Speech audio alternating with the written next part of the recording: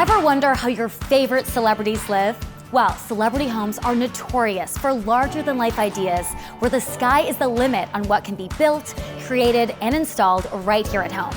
Now, we're getting the keys and unlocking these jaw-dropping secrets inside the most incredible celebrity homes in America. I'm Andrea Belke. Come join me. This is Celebrity Homes Unlocked.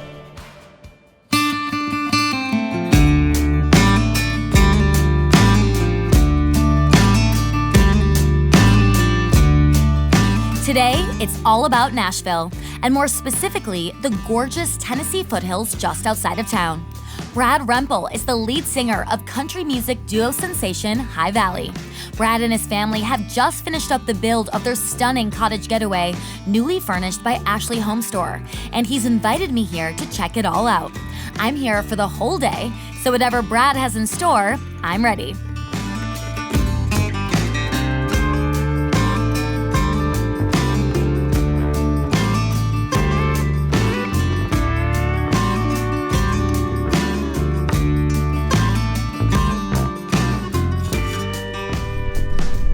All right, here we are right outside of Nashville to check out Brad Rempel's beautiful cottage home. It is gorgeous.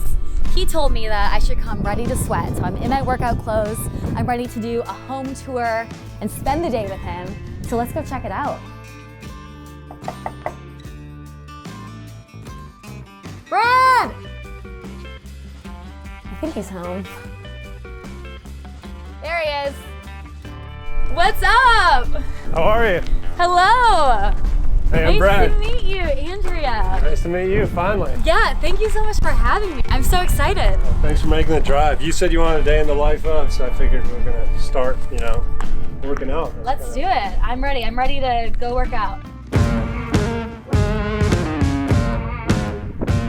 So I don't have much stuff here, just a jump rope and a resistance band. And Okay. I figured, because when you're here hanging out, for us it's like staycation, or I'm writing. I'm not don't have a full gym out here. So I figured we'd start with like a little interval. Okay. Where we start and end with jump rope. And we'll just go for like 50 skips. Is that cool? Gosh, I'm actually terrible at jump roping. Oh, here we go. Okay. I figured getting our heart rates up would be a prime opportunity to find out a little bit more about Brad.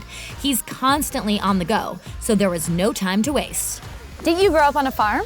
Yeah. When you're on the road, do you actually keep up with a workout routine? You have two options on the road, work out and eat good, or eat pizza every day. Do you work out every day? Is this your everyday routine? I try to. Brad, what is one thing most people don't know about you? I'm afraid of cats. Can you do the jump rope where you switch it? Like, oh! So one of us will do air squats, and the other will do these fancy things. This is a trick when you're on the road and people think you actually have muscles, but you don't. You're just on the bus right before the show. You won't tell anybody though, I won't right? tell anyone. Yeah. So you can do like a few of these.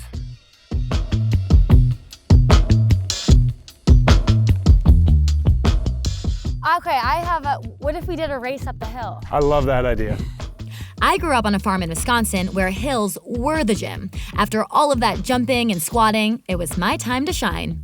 I was thinking just a friendly wager, maybe like the loser has to buy dinner tonight. Okay, fair. And it has to be Mexican food. Okay, All fair. right, perfect. All right, ready? You get to call it. Set. Go. Oh, my God. Oh, that's cheating.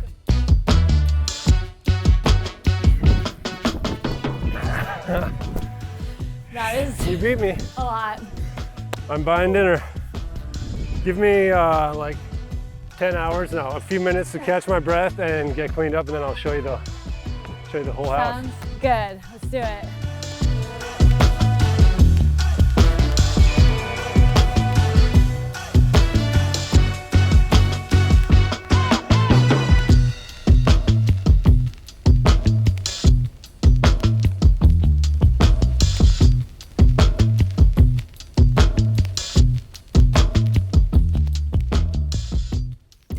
HomeStore worked with Brad and his wife to completely deck out this cottage getaway. They spared no detail from design to layout, and the results are stunning. I can't wait to learn more. All right, ready for the home tour. And I got you some coffee, so that'll help you. Thank you. That'll help you get ready. The home is beautiful. So Thank I you. would love to ask you just about why you decided to make this home and what you had in mind when you were designing it. Main thing we had in mind was get outside. And if you can't be outside, if it's windy, which obviously today's a beautiful day, but you know, on those cold, windy days, if it's windy or cold, or even in the winter, you want to like feel like you're outside. So tons of glass, so much glass that we almost had no room to put anything in here, but we love it. And yeah, it's just about indoor, outdoor. That's kind of why, no matter if you're in the kitchen or upstairs in the loft, you should be able to see the pond at all times. And I literally like stood out here so many times on my four-wheeler, angling it, trying to figure out where everything should face, you know. And so it's just, our kids are 12 and 9, and we did not want them to grow up staring at a screen. And each year was like more and more of their friends were getting phones and staring at screens, and we decided, let's spend as much time out here as we possibly can. So what was the intention behind this main room right here where you first walk in? Well, one of the main intentions was, can we, because this is a small spot, you know, it's like, can we actually fit a kitchen and a dining room and a living area all on this floor? And so that's how we came up with this island. We're like, man, do we really need to put another table in between here? Could this not just be the table? It's really cool because when you first walk in, there's so much space, it's so high. Was that kind of the goal when you first started designing? The goal when we first started designing was park dirt bikes in the garage and have a little bathroom attached to it to shower and clean up. So it wasn't originally going to be a home? No, it was going to be a garage, and I kept on Googling garage with living quarters, and it was going to be a garage with a little maybe bunk bed above it. So I kind of started thinking, man, wouldn't it be great if I'm going to dirt bike out here anyway and the kids are going to fish, if I could write songs out here with this view? How inspiring would that be? And we just kind of kept adding on a little bit, and now we got to this place where we found out, okay, this isn't just like a garage anymore, this is a straight up cottage. Yeah, and you designed all of this with your family. My wife, Rebecca, did together with a lady named Andrea Wolf from Ashley HomeStore, and they kind of got on the phone, did a bunch of Zoom calls, and I think it was maybe the coolest gift I could have ever given my wife, because she's like, sweet, you found me a lady who speaks my language and we can just geek out over all this design stuff. I definitely had my opinion big time, but they deserve most of the credit. What is your favorite piece of furniture or item in this space? I will tell you exactly what my favorite is. My favorite piece is this, because not only is it like a coffee table, right? But check this out. If you want to help me on that side, there's a handle on each side, and you just lift it up. Oh, I see. Whew. This is the perfect height for, just like having a laptop and working, and you have this gorgeous view. Before Brad made his way to Nashville and into the hearts of country music lovers everywhere, he actually grew up in the extreme north of Canada, where the focus was more on family and faith than on technology. I can tell he's tried to preserve a little bit of that here. I also love, and I'm guessing this was intentional, I like that there's not a TV in this space. That's very intentional. There's tic-tac-toe though. Yeah. Tic-tac-toe was like TV in 1805, so I'm just trying to keep it authentic. My wife is very into gold with iron ore. Yeah. Everybody asks us which color this is. It's not black and it's not blue. It's iron ore. Would someone think that was blue? People did, yeah. People on Instagram did and still Really? do. There's passionate debates about it. Speaking of passionate debates, we were gonna go with the very neutral, standard tile in this bathroom. And we were at the store and we walked by this and thought, man, can we do that? And on a whim, we just decided to do it. And it's my favorite flooring. It's just like, you don't have to admit if you like it or not right now, because people are 50-50 on it, but I think it's pretty cool. Okay, I like it because this is obviously a new home, and so you know that this is intentionally vintage, old school, right? Yeah. Yeah. Speaking of vintage, these floors, are from a lumber mill, like an actual sawmill. It's Fox Hardwood out here in Leapers Fork, Tennessee. And we went and got this raw wood. It doesn't click together, it's not tongue and groove, it's literally just pieces of wood. They put them down on the floor and they sand them. You can see like the rough saw marks there. Yeah. And while we're here, he just sands it and says how rustic versus clean do you want it to look? And Rebecca had these Pinterest boards showing exactly what color the floor should look. And it was like the most custom floor. And the reason we chose it was you can come from the pond with like gravel in your boots and you're not gonna mess something up. You can have a dog in here. You can't really wreck this floor. It's just like, yeah, we wanted it to feel like the more luxurious she made some of this stuff, the more rustic we wanted the floor to kind of offset it. They made the stairs, by the way, out of the same floor and they built them and it was pretty cool. I'd like to say that I did that, but. Yeah, did you do any work here? What do you mean? Did you? Yeah, definitely. I did, I painted right in the middle of this. Do you see that white? That's beautiful. Yeah, I did a lot of that. Okay, I love these bunk beds. Thank you. Is that your idea? It kind of was. There's a guy named Josh Lapp who helped design the structure, this company out here called Summertown Metals, and I told him I wanted this recessed deck, like we wanted the deck kind of inside the roof, right? And he started looking at it and said, you could fit bunk beds on either side of that thing. And my wife and I instantly were like, that's perfect. So the boys sleep up here? Yeah, originally we were gonna have a bedroom, kind of just a loft, pull out sofa or something. And this is so much cooler, and they're actually just smaller than a queen bed, so you can literally have like 2 people per. So you could have the world's largest sleepover up here. They're really cute. I love those. I love this space. So talk to me about the idea for this space right here.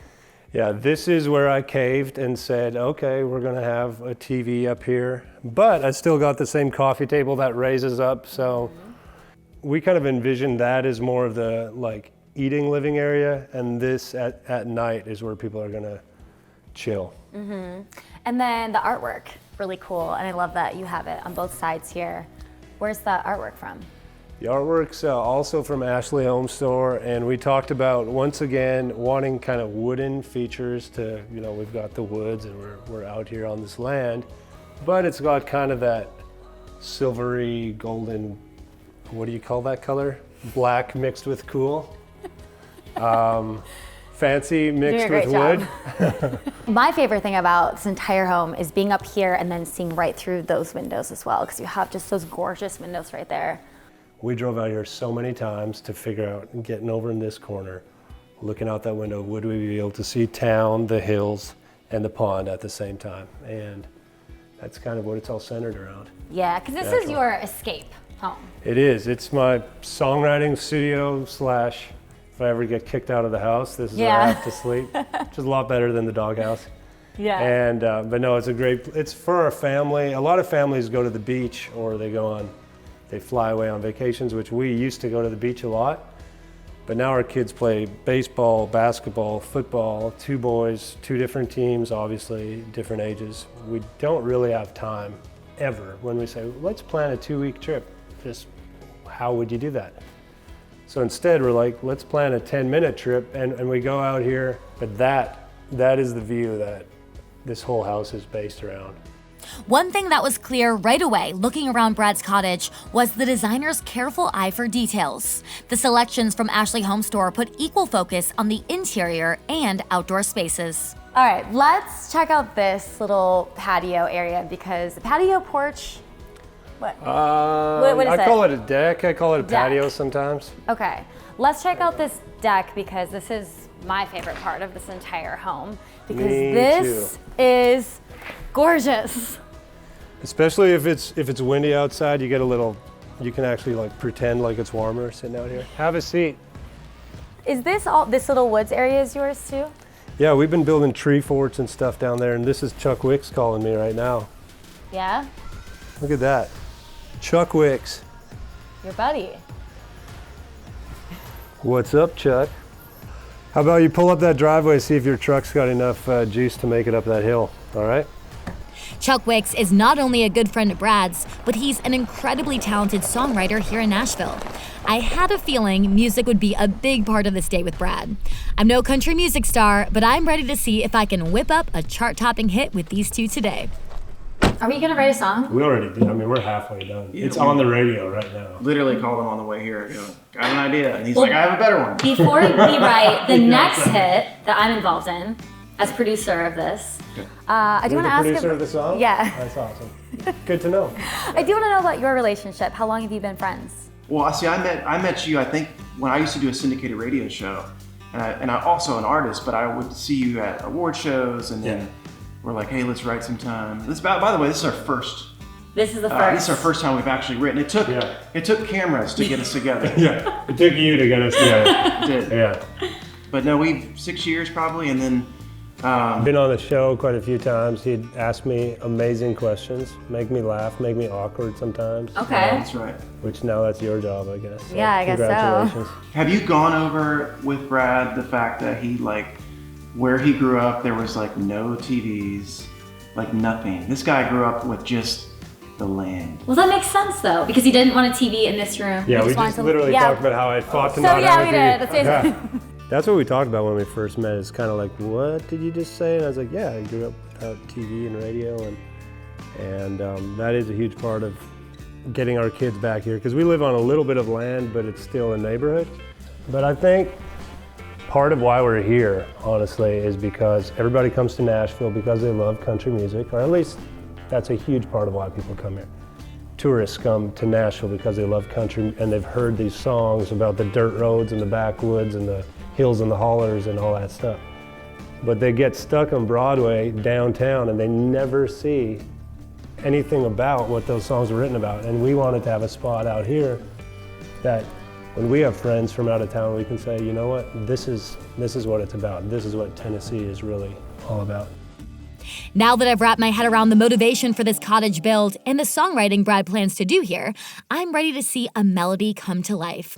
I guess I'm a music producer now. All right, should we write some music?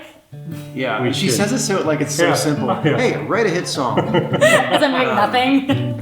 Actually, Well, tell me about what is your songwriting process? I mean, this is the first time you two have gotten together. so Kind of like this though, right? it actually, as we're all sitting here and we get our guitars out, this is actually how it happens in a co-write. You know, Brad sat down and he's like, man, I've been working on this melody, I kind of like it. And he was starting to play it, and he started singing it. And it normally, the big question is like, what do you start with? Do you start with the lyrics? Do you start with a melody? Do you start with a guitar lick? And I want to say, for most, it starts with how Brad sat down and play what you were playing for, and you just No words. It's No always, words. and my kids hate me because I'll be like trying to record, and they're like, "What are you doing?" I'm like, "Yeah, it's just a cool melody." They're like, "It doesn't sound cool." sound like Charlie Brown. I was like, "Someday, someday, someday, but he had actual words. So then I was like, oh, I like that. And so I said, do it again. I go, yeah, someday I'm gonna take in the sunsets, take all the time on the Rolex. Or no, now I'll be like, oh, do it again. Oh, someday I'm gonna take in the sunsets, take in the time on to pass me down from the grandpa kind of Rolex. Yeah, now. And then I said, shoot, I just wrote a song called Someday last week. And that's often how it goes. It's like, oh man, have I wrote, because we write, I don't know how many you write a week, but quite often you get these weeks where you're just writing and trying to, as much as I like to be old school, the iPhone is a bit of a lifesaver because you're writing down every idea and keeping it. And Wait, but that sounds really good. No, we're actually going to write this song and finish it for sure. Yeah. But okay, but you can't write someday because you already have that. I mean, yeah. Well, I mean, you could change it to like, if we like the way that sounds, I'd be like, all right, Someday. maybe we just do, yeah, some say you that's should cool. take in the sun. I love Some Say. Yeah. Someday later, someday later, some say, ain't only two. But what do you say? Like, some say this and some say that, but what do you? But then maybe the hook is like, but I say, I'm gonna hold on to you in the front porch swing on the Saturday night, taking on love on you can't get it right. Yeah. I actually just got goosebumps because I like that. I'm gonna cry. You know? So I'm gonna record So we gotta this. record this. You know, some say take this all in, but I say all I need is you, you know? Yeah, I liked the little last thing you did. Keep it. Did you already forget it? Yes.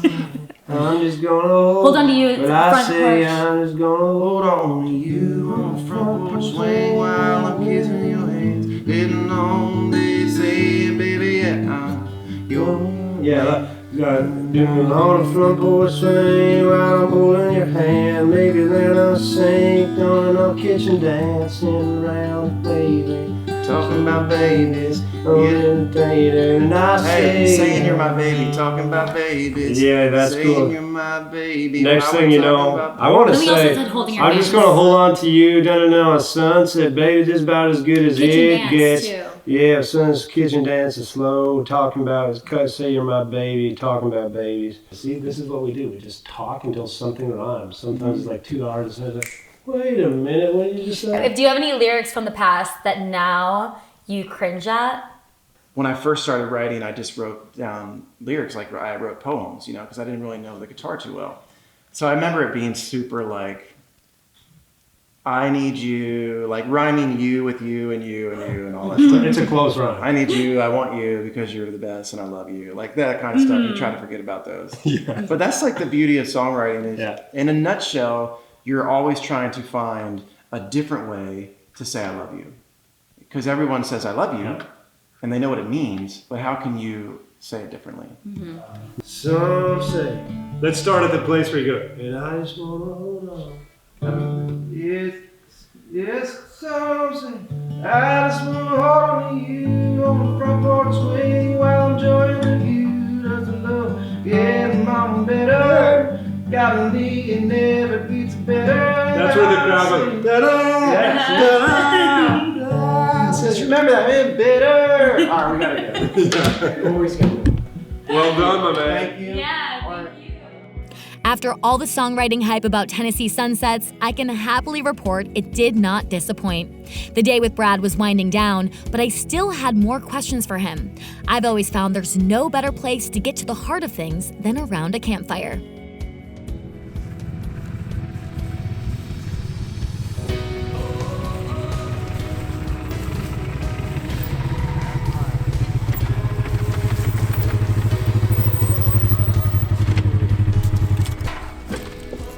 Before I leave, because I'm sure you're trying to kick me out at this point, I do want to know, in your life up to this point, what are you most proud of? Wow. Whew. I mean, obviously, the correct answer and the right answer is I'm most proud of my family, the two boys that my wife and I have. I'm so proud to be their dad and to be her husband. But in my career, what I'm the most proud of would be when a mom comes through the autograph line with her family, maybe her like teenage daughter or her young son, and says, "Thank you so much for making music that my family can listen to together in the car," or "Thanks for making a show that we could take the kids to." That, I guess because music was such a big part of my childhood, that's what makes me the most proud as an entertainer. Nice. Okay, so you've accomplished a lot in your life, but what is the one thing you would tell your younger self? Maybe yourself 10 years ago. That would be a lot younger. Man, what would I tell myself 10 years ago? I probably would have, I know this is kind of stereotypical, but I would have said to try and enjoy all the amazing moments and not always think about the next one.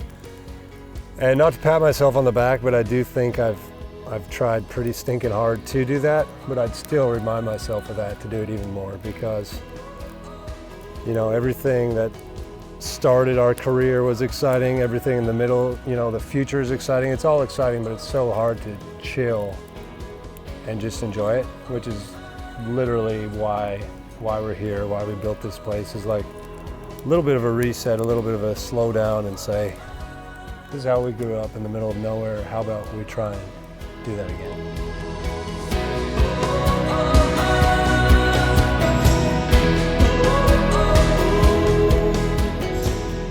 Thank you so much for having me over today, Thanks for showing coming. me this wonderful place. I had a blast. Well, so did I, and I think you did a great job of just kind of like living a day in the life of Brad Rempel, which, was it as glamorous as it seems? Did it seem glamorous? I think it was just kind of like hard work and good songwriting, or what did you say? It was cool. Writing a song. You did a great job. Yeah, I'm now officially a songwriter. Absolutely. I got a certificate for you that you'll get in the mail. Thank you. Worked out. Ran up the hill, hardcore. Yes. I was a close second. I just want to have that on record. What else did we do? Wrote a song, had some breakfast. That was good. That coffee, good yeah. protein shake. Saw the sunset and the sunrise all in one day. It happens every day, by the way. It does. We ran, we sang, and I got to see the gorgeous furnishings in Brad's cottage from Ashley HomeStore. What an incredible day here in Tennessee. I may have to come back soon for more songwriting and sunsets. Until next time. You're afraid of cats? Petrified. All Now let's right. make some s'mores. Well, you didn't bring any, Oh, so. shoot. Oh, cat! Was that good?